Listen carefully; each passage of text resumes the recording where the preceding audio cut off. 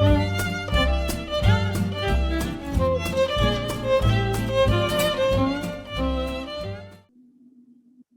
and welcome to another installment of the Pandemic Baseball Book Club. My name is Andrew Forbes. I'm the author of The Only Way is the Steady Way, but today I'm in conversation with writer, editor, comedian Greg Larson. Greg's the author of Clubbie, a minor league baseball memoir. Clubbie is described as a hilarious behind-the-scenes tale of 2 seasons in the mysterious world of minor league baseball. With cinematic detail and a colorful cast of characters, Larson spins an unforgettable true story for baseball fans and non-fans alike. Welcome, Greg. Thank you, Andrew. How are you? You dug out from the snow? I know you're in Austin, Texas, and that was a traumatic weather event for you guys down there. Well, look, man, I grew up in Minnesota, so I have all my friends back home saying, oh, what, you can't handle a little bit of 45-degree weather? I'm like, I can handle 45 degrees. What I can't handle is 45 degrees inside my own apartment. That I am not used to. I don't care what climate you're from. But yeah, we are now out. It's snowy here all the time. And my brother's out in Victoria on the West Coast, which is basically Seattle's climate. And he grew up here with the snow. So whenever it snows out there, the citizens of Victoria freak out a little bit, but my brother makes a killing shoveling driveways. So oh yeah. Anyway, let's jump in. I'm curious about the motivations for this book. I know you played baseball, you loved it. It was kind of handed to you by your father like it was for a lot of us. You were a clubhouse manager in college. So I understand you gravitating toward the job of clubhouse manager. But I wonder, was it always in your head that you were going to turn this experience into a book? No, it was just me living my life. I took like the best or coolest job I could get out of college. And it just happened to be a fluke thing that these jobs as a clubhouse attendant, they happen to just get passed down from generation to generation. Usually it goes from somebody's uncle to somebody's nephew to somebody's son. And it just so happens that there was a break in that lineage in Aberdeen, Maryland, and it went up online, which is so rare. And that coincidence happened to coincide with my graduating college. And it really wasn't until maybe a month into the first season that I realized, oh, there's a story here, man. Like there's a whole world here that I, as a fan growing up, had no idea about. I didn't know that there were these guys toiling away in the minor leagues. At first I thought the story was an expose. I was like, oh, I'm going to show the world the dark underbelly of professional baseball. And some of those elements still do exist in the book, but I realized that it was more about my coming of age, and baseball is more the backdrop. I mean, it is technically a baseball book, but I think about it, it's no more about baseball than The Great Gatsby is about opulent parties. It's just the backdrop to explore something deeper. Right. So you told me this book was, and maybe I'm airing dirty laundry here, but this book was rejected how many times? Before 221 times. All right. It landed with the University of Nebraska Press, which is interesting because a lot of us think of, I mean, they put out an enormous amount of excellent, high quality baseball books every year. And a number of the books in this year's book club are from UNP. So can you tell me about the process of finding yourself with that, what a lot of us would consider to be sort of a natural landing spot for your book? Yeah, of course. My favorite part about that number 221 rejections is that one of those early rejections included the University of Nebraska Press. So the press that eventually signed me was one of those rejections. But what a lot of those people, those agents, editors, and publishers rejected was an early version of this book in which I wasn't a character. Like it became a memoir, and it was a challenging choice to make myself the main character, to the point where in the first version, it was a completely effaced narrator. I was not a character in it whatsoever. I thought I was a journalist doing all this research and stuff about, right, how much minor leaguers get paid and all of the transformations in minor league baseball over the years. That was the manuscript that was rejected by about half of those, 221. Right. And it wasn't until 2019, late 2018, that I told myself I had a new manuscript that was fully a memoir. It was 97,000 words. And I was like, I need to cut this down. Like I still have too many of the ghosts from the previous drafts, like too many of the research heavy ghosts from the previous drafts. And I needed to exercise that 20,000 words. And that's when I started to get more responses from agents, more, people asking for a full manuscript, and Rob Taylor with the University of Nebraska Press, my second time querying him, technically my third time because they rejected me also for their literary journal, but that's a whole different story. Third time was a charm and they took me on. What was the length of the whole project? Like, did you put pen to paper shortly after that second season, or was there a bit of a lag there? It's the notes. I took 285 single space pages of notes those 2 summers. That to me was that's the germ of a first draft, Oh, sure. I didn't start writing the prose until my second year of grad school, which was 2015. So the actual prose first draft was 2015 to 2016. And then the editing, me giving up on it a few times, all those rejections took about 3 years. Sure. Yeah. Yeah, that's a good lengthy process. Yeah. It resulted in the right book, I think, because I can see the shortcomings of the first go around, whereas this one has got more of a personal angle, which is appealing for sure. Yeah, I mean, that's what I was going for. Yeah. Yeah, it makes it, I mean, there's certainly room for a piece of journalism about that. Yes. But it's probably magazine length, not a feature book length. You sound like those early agents who rejected me. Maybe that's why I'm not making the money. I should be on the other end of things. There's a moment you write about early, at one point in the book where you're at Camden Yards, and you write about feeling differently about the game. You say, and I love this part, it didn't matter to me who won or lost at Ripken Stadium or Camden Yards for that matter. An out was an out, and each one brought me closer to the end of the game, the end of the homestand, the end of the season. I knew in that moment that I'd never see baseball the same way again. So I'm wondering if being that close to things, literally picking up the socks and the jock straps, did that in any way ruin baseball for you? The answer on the tip of my tongue is yes.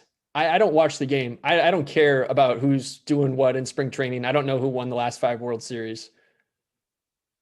But I don't think that ruined it. It gave me a more complete understanding of it. Like it's like learning something deeper about somebody that you love, and it gives you, maybe you see a dark side to them, but it makes you love them in a different way. And so I don't think it ruined it at all. I think it just deepened the relationship to the point where I don't watch it like a little kid anymore. Right. And that's, to me, a big part of the book is maybe because of my time in the minor leagues, I don't watch anything like a little kid anymore. Like maybe that was my journey into adulthood, was having the veil lifted of baseball to reveal something that is actually much more deeper and more beautiful than I expected it was. Even if it's painful. Compare to your experience.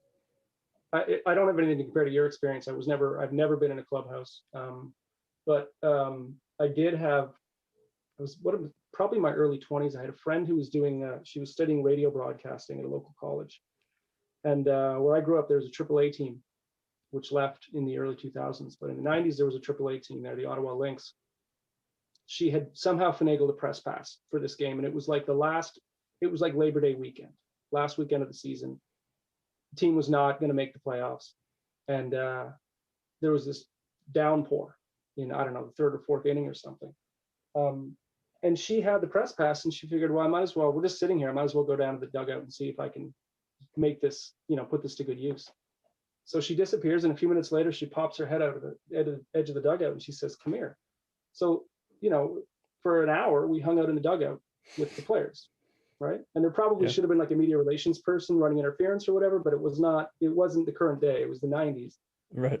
And what I remember sitting there, among all these players, some of whom went to the majors, some of whom are in broadcasting now, most of whom, like with your experience, washed out at a certain point, was how badly they wanted to go home. Yes. Which was, my impression up to that point had been, to get that far in baseball, you've got to be somebody who would do anything to play a game of baseball. But these guys were looking at another day or two until the end of the season when they could go home to whatever their lives were going to be for the winter. And they couldn't wait to get out of there. They didn't want to sit through a rain delay. They just wanted a cancellation so they could pack up and leave, Right. That was eye-opening for me, for sure. So not on the same scale as what you experienced, but I think the same kind of idea. Well, yeah, maybe it's an exaggerated version, because those guys, some of those guys might be in their 30s. Those guys are if it's AAA level, those guys, They got a kid at home. They have a wife waiting for them. At single A, the guys are either you're just passing through AAA because you're on your way up, or you've hit that's it. Yes. Yeah. That I think is an experience that's uniform. I believe that's the same thing up in the major leagues too, that at a certain point in the season, everybody's just checking off the boxes on the calendar, just waiting to go home. Right. Yeah. Speaking of the minors, though, I wonder if you have any thoughts. I love the New York Penn League. Like, it was, a highlight of the summer if I could get down to a game somewhere in upstate New York or Burlington, Vermont. I used to love going there, which is the team that didn't make the cut. So do you have any thoughts on the demise of the New York Penn League? I do. I think a lot of fans. I feel like I have my foot in two different courts here, where I'm a fan, but I'm also a guy who spent a lot of time living with the players. Quite frankly, I think the contraction overall is a good thing for the players. I think it's a good thing for baseball long term. I think Major League Baseball did not have. They definitely have the resources. The owners in Major League Baseball are bringing in $10 billion a year in revenue when there's not a pandemic. They have the resources, but they just don't have the willing. Like, they've proven time and time again, they don't have the willingness to take care of all of those, that cannon fodder guys at Single A and Gulf Coast League, short season, all that stuff. And like, I don't know. I think it's time that fans pull the wool over their own eyes and say, Major League Baseball is who they say they are. They have the resources, but not the willingness to take care of those minor leaguers. Let them go. They're an unwilling parent who's trying to give their kids up for adoption. I don't think we're in a position to say, screw you. You have to take care of those kids. Contract and give them more money, which is what they're doing. I think it's a good thing.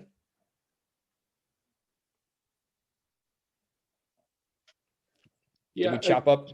We chopped up a little bit there, but I got the gist of what you're saying. One of the things that occurred to me recently, but my knee-jerk reaction to the contraction was, horror, because of all those towns that were going to lose baseball. But it occurred to me that one of the things that made going to games in a lot of those little towns and those old stadiums appealing, that the old, rundown, obsolete stadiums that are charming if you're a fan to go to once or twice, probably not to sit in every summer night all summer long. But those are exactly the things that make it even worse for the players, right? Cramped clubhouses, inadequate conditions, just not the ideal circumstance in which to bring up professional athletes. Yeah. And if I'm Major League Baseball and I want my brand associated with something, I don't want it associated with, Harry Grove Stadium in Frederick, Maryland, where the Frederick Keys front office was a rented storage container that they left in the parking lot and that they rented for $10,000 a year. That's just not professional. And that team has lost its affiliation. And a lot of teams like it have lost their affiliation because they're part of a municipality that doesn't have the resources to take care of a professional quality facility. Right. I can remember being at games in some stadiums that are now no longer affiliated ball stadiums that, they were built at a time when human beings and teams were smaller. So to accommodate a modern baseball team, they had to literally line up chairs past the end of the dugout because there just wasn't room, The people were literally smaller. I hadn't thought about that, but that's so true. I don't know how tall you are, Greg, but I'm 6'3". So I've sat in the chairs, for example, in Burlington, Vermont, which is a gorgeous stadium built in, I think, 1912. But those seats were not made for somebody my height. Right. It's worse than an airplane. Like your knees are like this, and by the fifth inning, my feet are asleep. Yeah. All right, so there's something I'm curious about, and my perspective here is not the same as yours. I'm not American, for one thing. I've never, as I mentioned, never spent time in a clubhouse. But from the outside, and reading your book, that clubhouse environment, that kind of hothouse, which is a mixture of like daycare and college and all these things kind of rolled into one, it also seems like kind of a perfect microcosm of American society, right? You've got like economic imbalance, you've got racial tensions, you've got that tacit competitiveness that people need to get ahead. And I wonder, from your perspective, if that holds true. Oh, 100%. I could have never put it so eloquently as you just did, but that idea was in the back of my mind the entire time of like, oh wow, this is a microcosm of a lot of issues that are going on in America right now. It was when I think about the racial tension and all that, there was almost something beautiful. It's going to be hard for me to articulate, but it was almost like the tensions drew along the lines of nationality more than race, where guys, the American guys would have a lot of, again, I hesitate to even call it racism. It's more like nationalism against the Dominican guys. And it would get to the point where it didn't matter if you were black or white or whatever, if you're American heritage in the clubhouse, you spoke English as a first language, you were on the same team. It didn't matter if you were like a white guy from the South, or like a black guy from the West Coast. It was them against the Dominicans. Not always, but just broad brush speaking, that was the dynamic at play. And in a weird way, there was something unifying about that hatred that was, it broke down some racial barriers in a weird way, like the first thing I think of is in the first part of the book, tension. The team sucked. The Aberdeen Ironbirds in 2012, bottom of the league team, won barely over 20 games that summer. Mm-hmm. And when things are going that poorly, the little stuff in the clubhouse, the creature comforts matter more than anything else. And one of those creature comforts is the music. And it became a real big point of contention. Who was going to get to choose to play the music? Who was it going to be, the Dominican guys, or was it going to be the American guys? And those tensions got so hot that, one of the Dominican pitchers took a baseball bat and tried to hit one of the American pitchers because they were arguing over music choice. Yeah. Was it funny? Yeah. Like, I think the way I portrayed it in the book was as ridiculously funny as it really was, but underneath it, maybe like all of it, it's like hijinks. It's crazy. It's silly. Guys are walking out in the middle of the game. It's goofy. Guys care more about the post-game spread than the outcome of the game. But underneath all of it is this, I don't know if sadness is the right word, but this depression. It's sad. It's a depressing environment at times. And it all strives from people not being where they want to be. Right. And there is something American about that, like not being present in the moment. 100%. I never thought of it that way, but there is something that's just not being present about it that is so, maybe not uniquely American, but just so embedded in the American experience. I need something more. Right. And so I'm unhappy with what I have. Well, I think of all the competing tensions too in that kind of environment, right? I mean, the basic one is that everyone is trying to move up. Everyone is trying to make their stay in short season A ball as short as possible, right? But then you're also, that rubs up against, if you're a Dominican guy who's drafted and then dropped into this environment, stranger in a strange land, right? There's that conflicting thing within you. Probably nothing would be, more comforting than going home, right? But that's not an option because you got to stick with the team. The American guys are probably experiencing something similar, but it's a little bit different. And they at least have the language on their side, and they know the culture, and they know how to order dinner if they get to go out for dinner or whatever. Right. There's so much going on there, right? And you add that to the fact, and this is only an opinion that I have now that I'm as old as I am, but at that age, you're a kid, right? All this is happening to these immature psyches. It's just a cauldron, and you're there in the middle of it as a clubhouse attendant, trying to make them all happy, trying to keep them fed, trying to keep them clothed, that's rough. Yeah. I mean, that is a dynamic. It makes for an interesting dynamic in a book. It makes for an interesting experience as a first job out of college for me. I mean, one thing I wanted to make sure of when I wrote this book, I didn't want it to be a pity party for anybody. I wanted those dynamics to be evident, but I didn't want the point of the book to be like, look how hard it is to be a clubby. Look how hard it is to be a minor league baseball player. I just wanted that to be some texture in it. Sure. Yeah. Those were rough seasons, though. I think you probably would look back that way and agree. 100%. You're right. At one point, you wrote, it turned out that life only mattered in as much as it could be sectioned off on baseball's terms.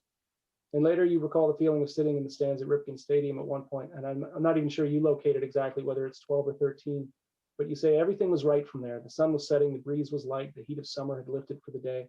I was surrounded by pointing fathers, young couples laughing, cold beer, hot dogs, Cracker Jacks, and the palpable hope for a foul ball. So I think you hit it there. It's like even when you are immersed in the game and you do find yourself looking at its sort of unseemly underside, it's still got that pull, that appeal. So my question to you, and I understand probably your life circumstances are a great deal different than they were right out of college, but would you do this again? I would do it again right out of college. Would I do it again as a 32-year-old? No way. But right out of college, if I knew what I was getting myself into, I think I would do it again. It was they were the best and worst summers I've maybe ever had. 2020 notwithstanding, that's just a different outlier. But yeah, they were what you see in there. Like, I talked to Alan Mills, the pitching coach, one of the main characters in the book. I actually talked to him last week, and he put it. First of all, he felt like he was the villain in the book. I was like, Mills, you're not the villain. You're the foil to me. We exaggerate each other, but you're not the villain. If anything, Brian Graham and the Major League Baseball infrastructure is the villain. But he said for you, it was the tale of two seasons in Aberdeen. 2012, worst team in the league. 2013, playoff team. And I think that is a perfect metaphor for my overall, the dichotomy of my experience there. It was like horrible, cleaning poop off the walls, washing jock straps, scrubbing pants at 3 a.m. But also taking batting practice in the same batting group with Mike Yastrzemski and Trey Mancini, and Alan Mills throwing me batting practice and me putting on a jersey at MCU Park in Brooklyn for the Brooklyn Cyclones. Like, that was baseball for me, man. It's just the tale of those two extremes. Yeah. You mentioned Mills. Have you been in touch with anybody else that gets mentioned in the book? Now I am, as I'm saying. Yeah. Yeah. Right. As Whether I'm because of the book or before.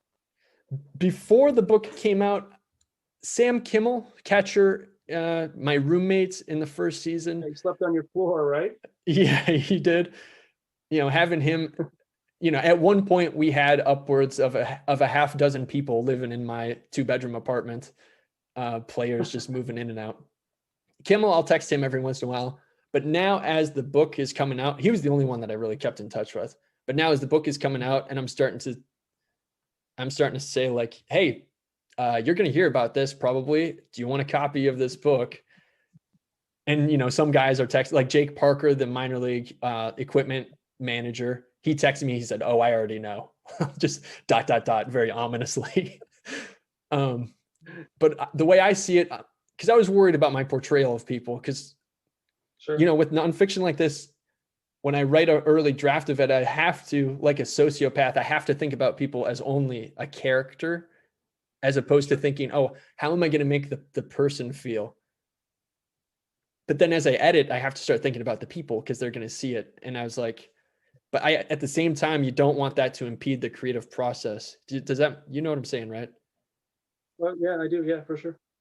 And I worried about my portrayal of people, most specifically Alan Mills. And now Mills has given me my best defense. If anybody has a problem with my portrayal of them, I can say Alan Mills, who was a part of some of the more famous brawls in the last 25 years. Alan Mills was a part of an LA Dodgers bullpen that fought some fans at Wrigley Field. Alan Mills felt like he was the villain of the story, and he still liked the book. So you have no ground to stand on if you have a problem with it. You mentioned that you don't really keep up with the game these days, especially probably during spring training. But did you see any footage of Trey Mancini's first at bat on Sunday? I did. That was goosebumps, man. Yeah, goosebumps. That's quite a moment. Yeah, Mancini. I usually got along better with guys who weren't very good. Like, I think I saw myself in them more. There's probably something psychological in that, right? Like, if you are destined for the majors, you probably got that laser focus that doesn't allow you to be like a friendly guy. To a certain extent.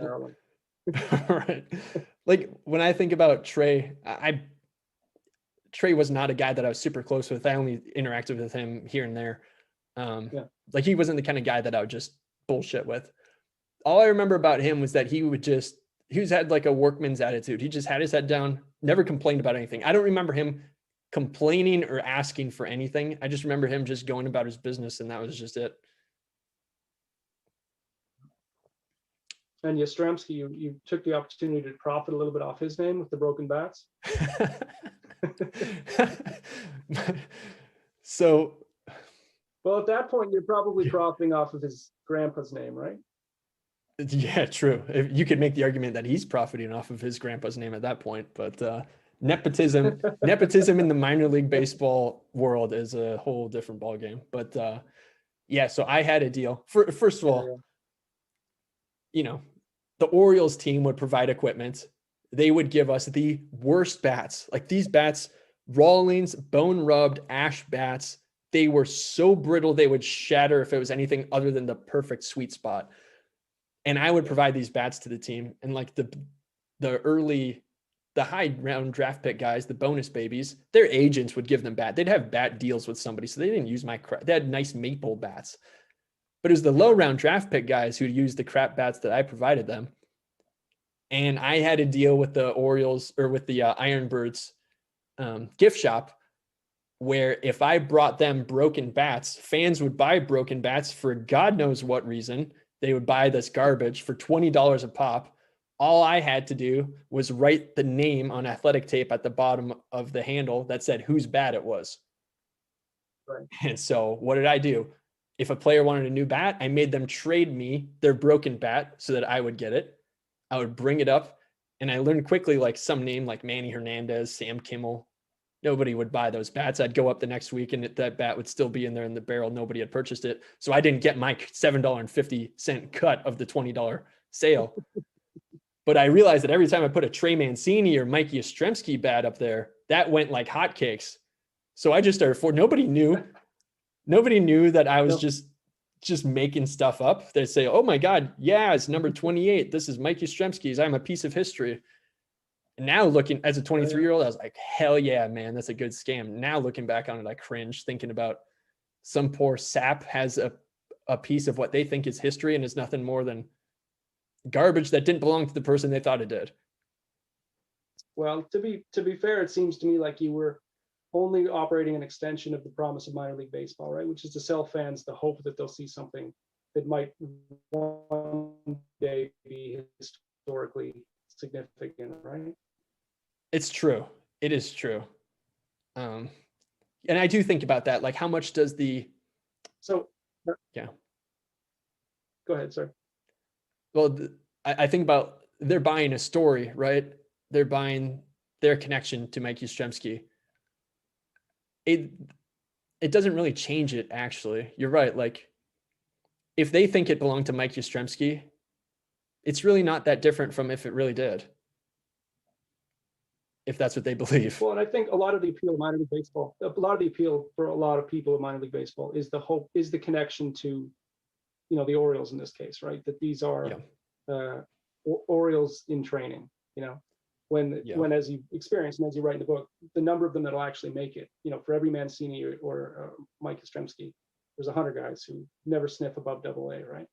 Oh yeah, absolutely. I mean, that first season, pretty much that whole team washed out from 2012. Yeah, it was stark. I was writing the names down, and then I'm going to Baseball Reference to see how high these guys topped out.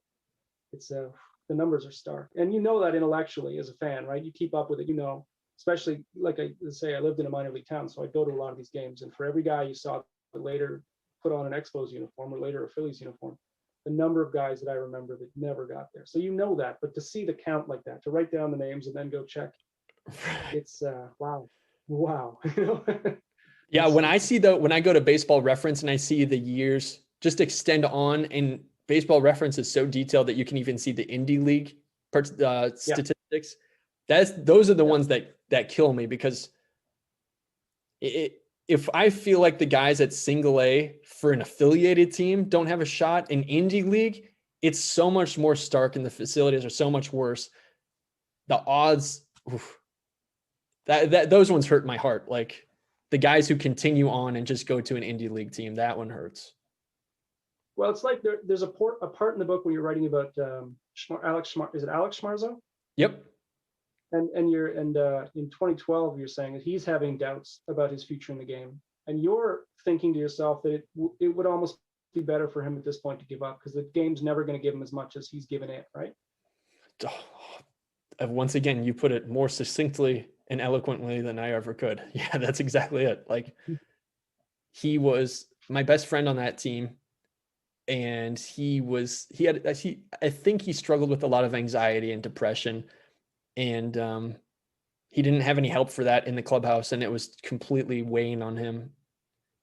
I wish he had walked away, but I'm glad that he had an opportunity to move up. He got moved up to Delmarva 2/3 of the way through the 2012 season, and he got to taste low single A as opposed to just being stuck in short season single A.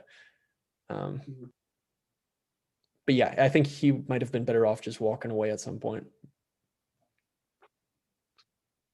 Do you have any sense of why, it's a bit of a cliffhanger at the end of the book that you don't get called back for the I guess it would have been 2014 season. Do you have any sense? They seemed that season to be happy with your work. Do you have any sense about why you weren't offered a third year? I think they never invited me to spring training like they said they would. Yeah. I think if I had contacted, in this case, Jake Parker, or in this case, the Orioles front office, because, Aberdeen Ironbirds is a completely Cal Ripken owned operation. It's separate from the Orioles, right?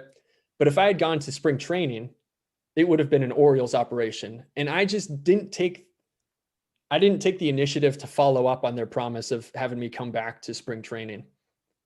Ripken wanted me back for the Ironbird season, but it was almost like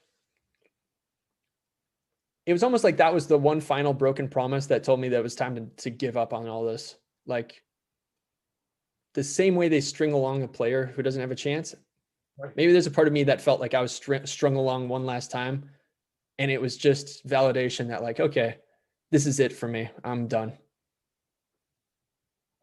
Yeah, commitment doesn't really seem to be a strong point for baseball organizations, I don't think.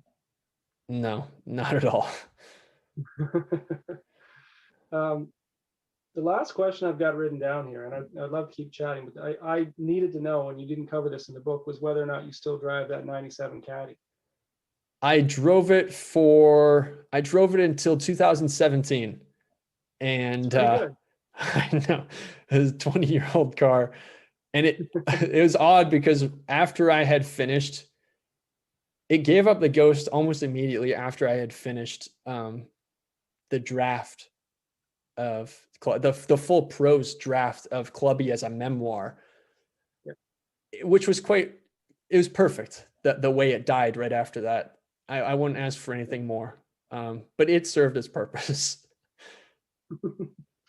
My brother-in-law sells Cadillacs, and he sold other cars before that, but he says they're the easiest car to sell because Cadillac owners come back every 3 to 5 years for a new one.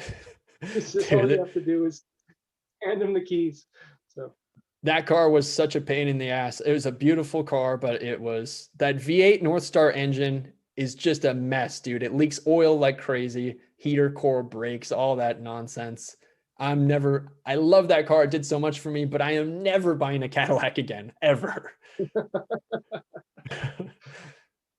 With all due respect to your brother, of course. No, he does what he does. It's a living, Yeah. That's all I've got in terms of questions. Is there anything else you want to talk about? Man, anything else you want to tell us about the book? No, that was perfect, man. Like, you saw things that I didn't. I have nothing else to say, man. That was perfect. That's because I didn't write the book. I'm missing all the important parts of my book. All right. Well, why don't we call it there then? Cool. If people want more content, is it all right if I plug a couple of things first? Yeah, go for it. People want more content, some exclusive interviews coming up, including my interview with Alan Mills, one of the main characters of the book. You can see behind the scenes of how Alan Mills and I actually interact with each other, which I think is pretty fun. You can see that, deleted scenes, all kinds of other content on the website clubbiebook.com. That is CLUBBIE book.com, and you can pre-order there. That's perfect. Outtakes from a book. That's brilliant. I should be keeping all that crap that I cut? It's useful. It's hashtag content, man. All right, Craig. Again, the book is called Clubbie, a minor league baseball memoir. It officially launches April 1st. Is that right? Yes, sir. Comes out from the Venerable University of Nebraska Press. Thank you, everybody, for tuning into the Pandemic Baseball Book Club podcast. Do stay tuned for lots of upcoming programming from the club's authors. There's a ton of great baseball books making their way out into the world, and we are going to read and talk about all of them. Thanks a lot for this, Craig. Thank you, sir. Take care.